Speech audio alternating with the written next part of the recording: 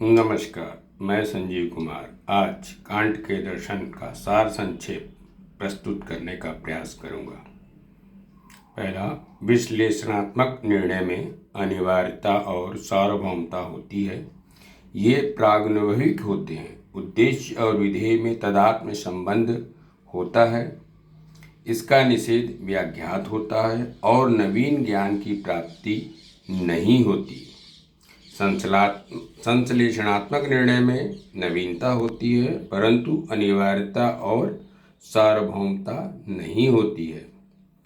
प्रागनुभविक निर्णय की प्रामाणिकता अनुभव पर आधारित नहीं है, परंतु जन्मजात नहीं है, वरन प्रागनुभविक ज्ञान का प्रारंभ अनुभव से ही होता है, परंतु एक बार जान लेने के बाद उसकी प्रामाणिकता को निर्धारित करने के लिए अनुभव की आवश्यकता नहीं पड़ती। जैसे 7 + 5 = 12। ये अनिवार्य और सार्वभौम होते हैं। सभी विश्लेषणात्मक निर्णय प्रागनुभविक होते हैं।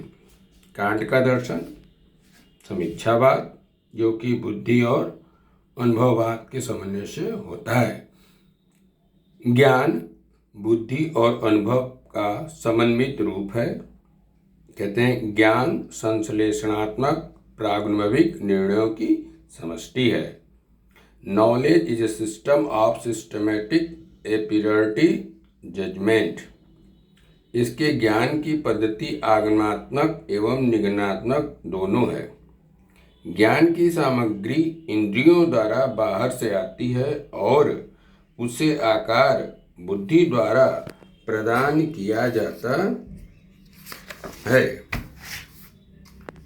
संश्लेषणात्मक प्रागनुभविक निर्णय की संभाव्यता। कांट यथार्थ ज्ञान की कसौटी के रूप में अनिवार्यता और सार्वभौमता के साथ साथ नवीनता को भी स्वीकार करते हैं। वे ज्ञान को संश्लेषणात्मक प्रागनुभविक निर्णयों की समष्टि कहते हैं।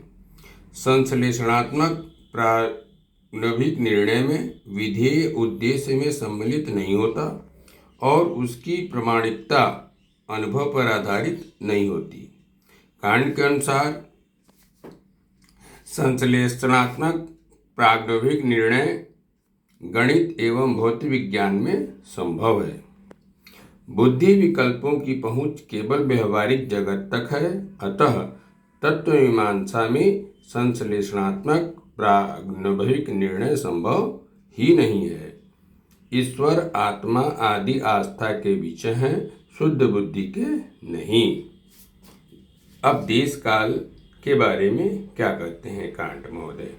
कांट के अनुसार देश काल सभी संवेदनाओं का अनिवार्य आधार होता है। देश काल प्रागनुभविक हैं और ये संप्रत्यय नहीं है, बल्कि शुद्ध प्रत्यक्ष है। हम दूर पास आदि का प्रयोग तभी कर सकते हैं जब हमें देश का पहले से ही ज्ञान हो। इसी प्रकार आज कल दिनांक तभी कह सकते हैं जब हमें पहले से ही काल का ज्ञान हो। अतः देश काल प्रागनुभविक हैं।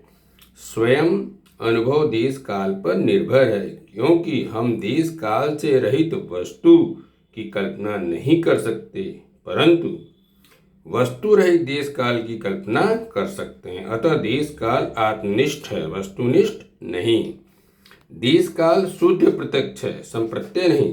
तर्क देते हैं। पहला, संप्रत्यय निर्णय के लिए अनेक उदाहरणों की आवश्यकता होती है, परंतु देश काल एक है। इनका विभाजन सिर्फ व्यवहार में होता है।